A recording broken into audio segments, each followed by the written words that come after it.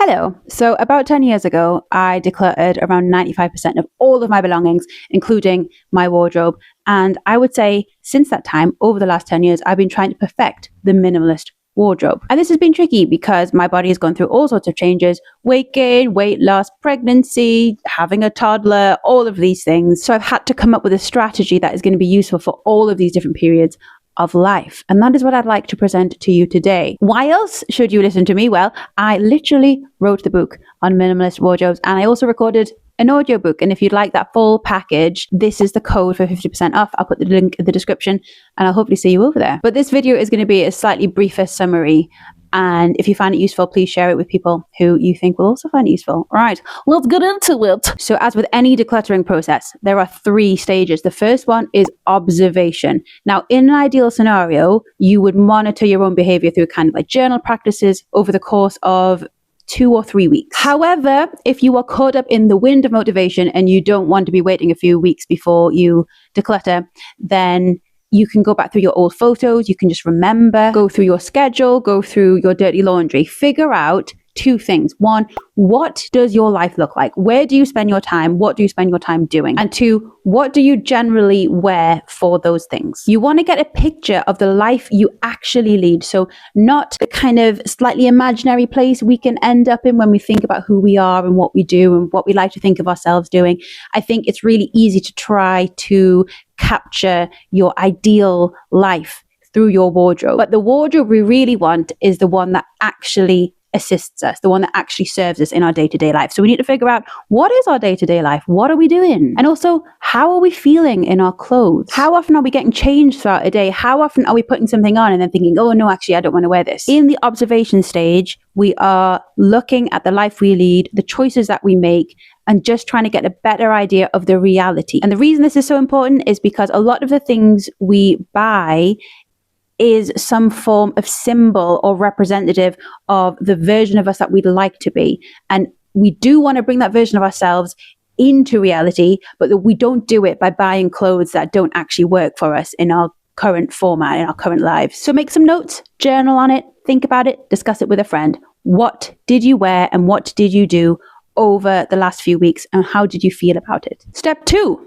Analysis. We're going to take these observations and we're going to draw conclusions from them. Let's say, for example, that you have a bunch of vest tops that you really like, but you never actually wear. Maybe the conclusion you could draw from that is that you don't like having your arms out or your shoulders out. Maybe you don't like low cut tops, even though you like the idea of it. Maybe it just, in reality, it doesn't actually gel with how you spend your time. Maybe it doesn't feel appropriate for the life that you actually lead. Maybe you notice that you put on some tight jeans and then you decided to change out of them. Maybe the conclusion you could draw from that is that comfort is more important to you than you maybe realize. Then, from your observations, you are going to write a list of rules. Now, these are things that we can be flexible with, we can toy with, but we want to get a list of rules that we generally want to stick by, or at least know that we are choosing to go against should we go against them. Some of my personal ones are that I don't wear yellow, even though I like yellow because it just washes me out. And I bought a lovely yellow dress, but I never wore it because every time I looked in the mirror, I didn't look right. I also noticed when I did my observation phase that I tend to wear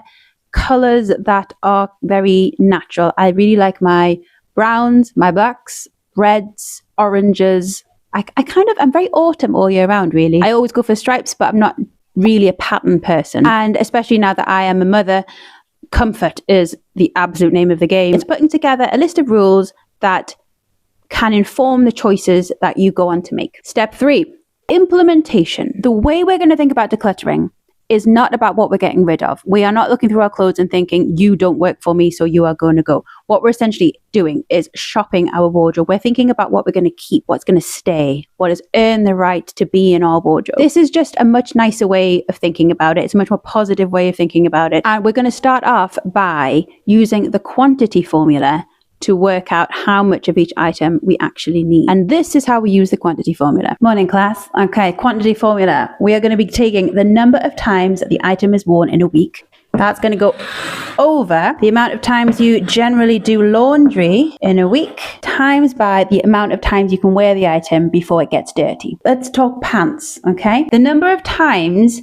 I wear my pants is every day, not to boast or anything. So that means, where should we do this? So that means I wear my pants 7 days a week. That is going to go over the amount of times I do laundry. Now that I have a child, I do tend to do laundry every single day, but let's just say twice a week for the moment. How many wears do I get out of a pair of pants? One. Just one. So that is going to be 7 over 2, which is going to be 3.5. And then here is the important thing with the quantity formula. You always round up to the nearest whole number. So my 3.5 is going to take me to 4. Because I do laundry twice a week and I need to wear pants every single day, that means I only actually need 4 pairs of pants. Now, I will admit I do choose to have more than 4 pairs of pants, but it's good for me to know that I only actually need 4. But there could be situations where I don't manage to do laundry twice a week. There could be situations where I get through more than 1 pair of pants a day, you know? So we don't want to take this as a hard and fast rule. It's just a guide. We now know that I only really need 4 in order to survive. In a pinch, 4 will suffice. Okay, let's take a skirt. A skirt's a good one. So how many times do I generally wear a skirt a week? Probably 3 times. I do quite like a skirt, but it's also a bit chilly at the moment. 3. How many times do I do laundry? Well, in this particular situation, let's just say I only do laundry once a week. And how many wears do I get out of a skirt? Ooh, probably 3 or 4. With a toddler, it is a bit different actually, but generally speaking, I don't have to wash it. It doesn't get dirty, it doesn't get soiled, let's just say. Let's say I wear it 3 times. Okay, so that gives me 3 over 3, which is 1. In terms of function, I only need 1 skirt. Function in my wardrobe, I only need 1 skirt, but I might want some varieties. I might want some different choices, I'm not condemning myself to only having 1 skirt, but I now know that I only really need 1. And then when I go to my wardrobe to actually figure out which is the one, it gives me a different outlook on my wardrobe. I think, which is the best one, which is my absolute favorite one, which is the most versatile one. 1. You know what? I'm going to include a Google Sheets form as a download for this because this can get a bit complicated. You just have to type in the numbers and it'll tell you the amount that you need. But you always round up and you just take it as a guide. They're the important things. Now, the quantity formula tells you how much the bare minimum is. So the very, very least that you need of the item in order to have something that actually works for your life. If you want to have more than that, amazing. That needs to be a choice that you've made. The problem with putting together a good wardrobe is that we often feel like we're left floundering a little bit. And having the quantity formula there to tell us how much of everything we actually need, how much we could survive with, means that we have an anchor point. We have a starting point. We have something to go off. Then comes the exciting bit. We are going to shop our wardrobe. We're going to keep the number of each item from the quantity formula in mind, and we are going to choose those from our wardrobe. You're going to pick your favorite things, the things that you most frequently wear. And this will inevitably highlight some gaps in your wardrobe as well. And that's absolutely fine. I think there's this idea that minimalism is about deprivation and about not getting new stuff, but you can get new things very cheaply if budget is an issue.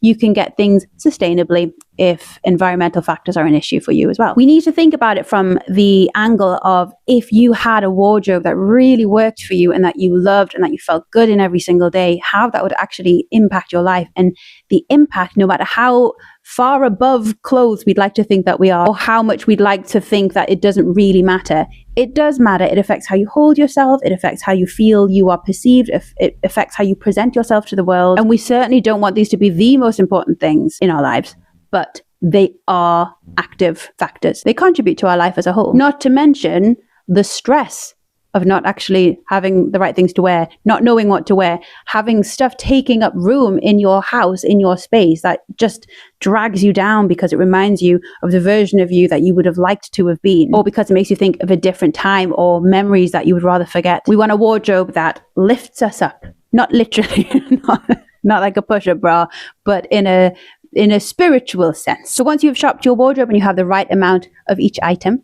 it's then a case of playing around with outfits, seeing what works, trying different combinations. And you might find that this experimentation invites some other items from your wardrobe to join. Maybe one outfit would be better with this other thing, but try to keep the pieces that you've chosen as your core items. The things that you can confidently declutter from this point are clothes that you don't like, clothes that don't fit, clothes that don't suit the actual life that you lead. So one big thing for me was I got rid of the clothes that made me feel like I had to hold myself differently. Like I couldn't just hold my body in a comfortable way. And even though some of those items are really lovely, I do not miss them at all. When it comes to special occasion clothing, it's a case of thinking about how many special occasions you realistically actually have and considering how many outfits you need. It's absolutely fine to have, a couple of dresses put away for when there's a wedding. But I would also question how you feel about outfit repeating at special events. If you are someone who generally doesn't and feels uncomfortable with it, which is absolutely fine because, we all have reasons for doing things, you might want to consider decluttering it all and choosing instead to rent items when it actually comes to a special occasion. Especially if you have a very beautiful piece, it's quite a shame for it to just be stuck in your wardrobe doing nothing. If you have a friend who's a similar size to you, you could also swap special occasion items, or you could borrow. And obviously things like Christmas jumpers or Halloween outfits are fantastic to keep, but we must keep in mind what we are actually going to wear. And if you notice that a special occasion has been and gone and you haven't touched an item, it might be time to get rid of that one as well. So you put aside all of the items that you 100% are definitely going to keep. And then it's a case of going through the rest and figuring out how it came into your life in the first place and why it is that it's time to part with it now.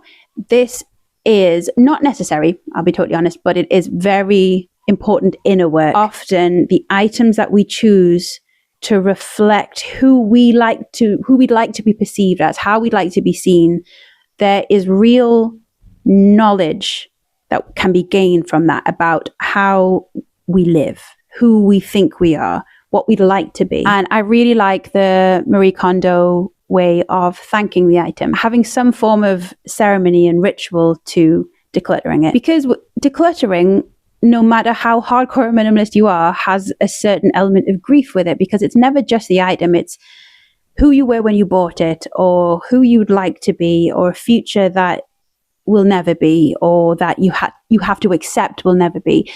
It's not necessarily straightforward. There are going to be complicated emotions that arise. So taking a moment to acknowledge those emotions and then releasing them with the item is very therapeutic and one of the main benefits of minimalism. But if you're just too busy ramming everything into a bag and donating it and throwing it away, you might not get the depth of the experience from it. And I completely appreciate that we don't all have lots of time. So it's a bit of a luxury, but if you can, then that is a great thing to do. So you should be left with items that suit your life, that you wear frequently, and that you actually like and that you feel good in. And as I mentioned, it may highlight some gaps in your wardrobe. You may have to get a couple more things to make items more useful, but this is how you'll be left with a minimalist wardrobe that truly suits you and your life and can develop with you as well as we observe, as we analyze, and as we implement, as we go round and round and round this minimalist cycle. Our wardrobe will develop, our wardrobe will change. So that was kind of the bullet point version. If you would like the full minimalist guide, then I shall put the 50% off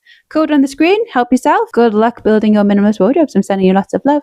And if you'd like to join my newsletter also, I'll put that link in the description too. And I'll see you in the next video. Lots of love. Goodbye.